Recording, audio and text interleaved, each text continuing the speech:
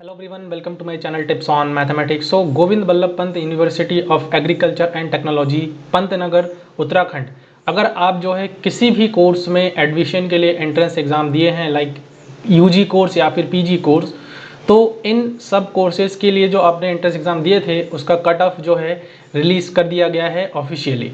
ठीक है, तो आज हम इस वीडियो में बात करेंगे जो कट ऑफ रैंक है वो, and then fees structure, counselling date क्या रहेगी, क्या क्या प्रोसीजर रहेगा। ठीक है, तो ये सब जो है हम आज डिस्कस करेंगे। तो चलिए स्टार्ट करते हैं। बेसिकली ये फर्स्ट राउंड की काउंसलिंग है जिस पर जो है आज हम बात करेंगे। ठीक है, तो इम्पोर्टेंट ये है कि कौन कौन से कोर्सेज के लिए कट ऑफ रैंक जारी किया है। तो वो है यूजी और पीजी, साथ साथ एमसीए जैसे कोर्सेज के लिए जो है आपको कट ऑफ रैंक जारी कर दिया गया है। ठीक है, तो यूजी कोर्सेज के अंदर कौन कौन से कोर्सेज हैं, जैसे BSc AH, BSc honours agriculture, food technology, BTech biotechnology, इन सब कोर्सेज में जो है आप एडमिशन लेना चाहते हैं तो इसका कट ऑफ और फीस स्ट्रक्चर जारी कर दिया गया है। ठीक है, पीजी में भी आपके लिए बोल दिया गया है कि इस रैंक से इस रैंक तक अगर आते हैं तो आपके एडमिशन्स हो जाएंगे। अब इंपॉर्टेंट पॉइंट पर बात करते हैं जो कि है duration of online choice filling. ठीक है, आप ऑनलाइन चॉइस फिलिंग कब से कर सकते हैं, वो है 21 जुलाई से लेकर के 25 जुलाई तक आप ऑनलाइन जो है चॉइस फिलिंग आप कर सकते हैं। आपका जो लिंक है वो आप वेबसाइट में जो है मिल जाएगा। साथ ही साथ आप जो है जो रजिस्टर्ड ईमेल आईडी आपने वहाँ पर दिया था, उस रजिस्टर्ड ईमेल आईडी को आप जो है ज़रूर चेक करते रहिए, क्योंकि सारा इन्फॉर्मेशन आपके ईमेल के थ्रू जो है कॉलेज दे देगा। साथ ही साथ आप वेबसाइट भी चेक कर सकते हैं, Govind Ballabh Pant university of agriculture and technology का ऑफिशियल वेबसाइट है, उस पर भी आप जा करके कंटिन्यूसली चेक कर सकते हैं। ठीक है, बाकी जो है 21 तारीख से आपका ये जो ऑनलाइन चॉइस फिलिंग है वो स्टार्ट हो जाएगा। ठीक है, अब बात करते हैं काउंसलिंग फीस का, जो कि ऑनलाइन मोड में अगर आप काउंसलिंग करते हैं तो उसके लिए यूजी और पीजी के लिए 500 रुपीज़ फीस रहने वाला है, और साथ ही साथ बात करें एमसीए के लिए तो उसके लिए 2000 रुपीज़ जो है फीस होगा आपके ऑनलाइन मोड में काउंसलिंग के लिए। ठीक है, date of online seat allotment आपका कब तक हो जाएगा, जो कि है 28 जुलाई तक जो है आपका सीट अलॉटमेंट हो जाएगा। अब बात करते हैं कि ड्यूरेशन ऑफ डॉक्यूमेंट वेरिफिकेशन, जो कि फिजिकल वेरिफिकेशन होना है आपके डॉक्यूमेंट्स का, जो कि यूजी के लिए टाइम इन्होंने दे रखा है 1 अगस्त से लेकर के 3 अगस्त तक, और पीजी के लिए बोल रखा है 4 अगस्त, एक ही डेट यहाँ पर इन्होंने दे रखा है। ठीक है, तो क्या करना है आपको, जब भी आपका डॉक्यूमेंट वेरिफिकेशन होना है तो जो जो डॉक्यूमेंट रिक्वायरमेंट है उन सारे के सारे डॉक्यूमेंट्स को आपको तैयार रखना है, और फिजिकल वेरिफिकेशन के लिए जब भी आपको बुलाया जाए, मतलब जो डेट आपका है जैसे 1 तारीख से लेकर 3 तारीख तक अगस्त में आप जा सकते हैं, और पीजी में अगर आप हैं तो पीजी में 4 तारीख से को आप जा सकते हैं। ठीक है, तो इसके लिए आपको क्या क्या तैयारी करनी है, डॉक्यूमेंट सबसे इंपॉर्टेंट है, वो आपको तैयार रखना है। अब बात करते हैं cut off marks for UG programme. ठीक है, यूजी प्रोग्राम के लिए कट ऑफ मार्क्स क्या क्या है ये बहुत इंपॉर्टेंट है, रैंक वाइज हम यहाँ पर डिस्कस करेंगे।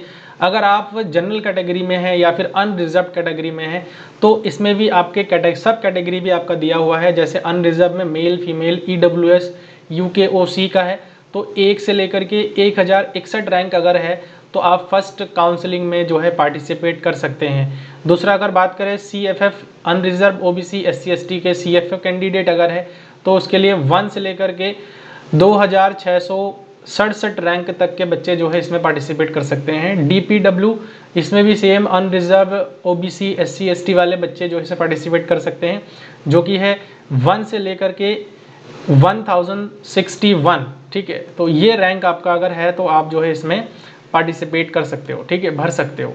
उसके बाद यूईडब्ल्यू मेल या फीमेल की बात करें तो 1 रैंक से लेकर के 3678 रैंक वाले बच्चे जो है इसमें पार्टिसिपेट कर सकते हैं। फिजिकली हैंडीकेप की बात करें, अनरिजर्व हो, ओबीसी हो, एससी एसटी हो, तो 1001 से लेकर के 4463 जो रैंक अगर आपकी आई है इसके बीच में अगर है तो आप जो है इसमें पार्टिसिपेट कर सकते हैं, आप फॉर्म फिलिंग कर सकते हैं। ठीक है, ओबीसी कैंडिडेट की बात करें तो 1 से लेकर के 1195 रैंक में अगर आपका रैंक है तो आप जो है पार्टिसिपेट कर सकते हैं। बात करें एससी तो 1000 एससी और एसटी के लिए सेम है, 1001 से लेकर के 2254 रैंक के बीच में अगर आप हैं तो एससी एसटी कैंडिडेट में अगर आते हैं तो आप जो है ऑनलाइन फॉर्म फिलिंग कर सकते हैं। ठीक है, उसके बाद जो है WKR अगर है words of Jammu and Kashmir residence, ठीक है। तो एक से लेकर के 2996 रैंक के बीच में अगर है तो आप भर सकते हो। अगर अदर स्टेट में है तो उस कंडीशन में payment and self finance seat only, तो उसके लिए अगर इस रैंक के बीच में अगर आ रहा है, मतलब 1 से लेकर के 2254 रैंक के बीच में आ रहा है, तो उस कंडीशन में आप जो है काउंसलिंग के लिए एलिजिबल है, ठीक है। नेक्स्ट बात करते हैं मास्टर्स प्रोग्राम के लिए ओवल और कट ऑफ रैंक, ठीक है। तो अनरिजर्व के लिए अगर 1 से लेकर के 584 रैंक के बीच में है, अगर आप अनरिजर्व कैटेगरी में है, in the sense general category में है, तो आप जो है एलिजिबल है। ओबीसी कैटेगरी के लिए अगर है तो 1 से लेकर के 689 रैंक तक है, 1 to 689 अगर रैंक आपके हैं, इनके बीच में है तो भी आप एलिजिबल है। एससी की बात करें तो एससी कैंडिडेट के लिए जो है 1 से लेकर के 695 रैंक के बीच में है तो आप एलिजिबल है। एसटी कैटेगरी की बात करें तो 1 से लेकर के 649 रैंक के बीच में अगर है तो आप जो है एलिजिबल है। और अदर स्टेट में अगर है जहां पर आप मास्टर्स प्रोग्राम के लिए अप्लाई करें हैं तो 1 से लेकर के 584 रैंक के बीच वाले जो है आप अप्लाई कर सकते हो, मतलब 1 रैंक एंड 584 रैंक वाले भी आप अप्लाई कर सकते हैं, ठीक है। अब बात करते हैं अगर एमसीए प्रोग्राम के लिए आपने जो है फॉर्म भरा था और एग्ज़ाम दिया था, तो उसके लिए अगर आपका रैंक 1 से 50 के बीच में है, अगर आप एक अनरिजर्व कैटेगरी में है, मतलब जनरल कैटेगरी में है, तो आप एलिजिबल है। एंड देन ओबीसी के लिए 1 से 66, एससी के लिए 1 to 70, एसटी के लिए 1 to 53 और अदर स्टेट के लिए 1 to 48 रैंक है। और अगर आपने डीवीपीएलई program overall cut off rank अगर डीवीपीएलई प्रोग्राम के लिए आपने भरा था तो उस कंडीशन में 1 से 5 रैंक ऑल कैटेगरीज के लिए है। अगर 1 से 5 रैंक के बीच में अगर आपका आ रखा है तो आप जो है फॉर्म ऑनलाइन काउंसलिंग के लिए एलिजिबल है, आप जो है जा सकते हैं। नाउ सबसे इंपॉर्टेंट जिसके लिए मेरे पास क्वेरीज आ रहा था लगातार, जो कि है फीस स्ट्रक्चर के बारे में कि फीस क्या क्या होने वाला है। तो BVSC AH नॉर्मल सीट के लिए जो फीस है वो आपके आप देख सकते हो, यहाँ पर ये फीस कैटेगरी आपका दिया गया है, यहाँ पर 131089 including annual food advance of 40,000 rupees, ठीक है। इसमें दिया है, आप इसको जो है रीड कर सकते हो और रीड करके आप देख सकते हो। हालांकि ऑफिशियल वेबसाइट में इसका पूरा इन्फॉर्मेशन दे रखा है, आप लोग वहाँ से भी जो है ये सब चीज़ें पढ़ सकते हो, ठीक है। BSc एग्रीकल्चर के लिए, ठीक है, नॉर्मल सीट के लिए ये सब जो है इन कोर्सेज के लिए जो है ये फीस है, सेमेस्टर फीस पेबल है 56,942 से including semester food advance of रेस 20,000 रुपये इसमें आपको एडवांस में देना पड़ेगा, ठीक है। ये सारे के सारे फीस स्ट्रक्चर है, इसको आप रीड कर सकते हो। सेल्फ फाइनेंस प्रोग्राम बीटेक के लिए अगर बात करें फूड टेक्नोलॉजी में, तो सेमेस्टर पेबल फीस 56,942 है, जिसमें 20,000 आपको एडवांस में पे करनी होंगी, ठीक है। Food charges will be adjusted on actual basis from food advance, ठीक है। तो ये चीज़ दे रखा है। एज लिमिट में भी यहाँ पर कुछ बोल रखा है, मैक्सिमम एज लिमिट आपका 25 ईयर्स होना चाहिए 21/12/2025 तक, ठीक है। फॉर अनरिजर्व कैटेगरी साथ ही साथ 30 ईयर्स होना चाहिए 31/12/2025 for OBC SC ST candidates के लिए, ठीक है। बीटेक बायोटेक्नोलॉजी के लिए भी आप इस प्रकार से देख सकते हो, यहाँ पर फीस स्ट्रक्चर आपका दिया गया है।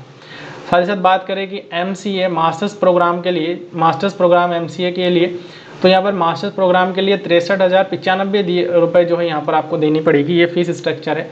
MCA प्रोग्राम के लिए बात करें तो सेमेस्टर जो है वो आपके 47,749 रुपये जो है यहाँ पर आपको देनी पड़ेगी। एडवांस जो फूड के लिए है वो आपके मेंशन है, यहाँ पर आप देख सकते हो, ठीक है। DVPLE जो प्रोग्राम है उसके लिए अगर फीस देखना चाह रहे हैं तो यहाँ पर ये फीस स्ट्रक्चर है और एडवांस भी इसमें आपको देनी पड़ेगी, ठीक है। तो ये कुछ बेसिक इन्फॉर्मेशन था जो कि कट ऑफ से रिलेटेड था, फीस स्ट्रक्चर से रिलेटेड था, ठीक है। ऑनलाइन फॉर्म फिलिंग कब से आपको करनी पड़ेगी और डेट क्या है, लास्ट डेट, वो सब आज हमने डिस्कस किया है। तो मुझे लगता है कि ये जो वीडियो है वो आपको हेल्पफुल लगा और आपको अच्छे से क्लियर हो गया है कि कब आपको क्या करना चाहिए, ठीक है। चैनल पर नए तो इसका आप लोग सब्सक्राइब करिए।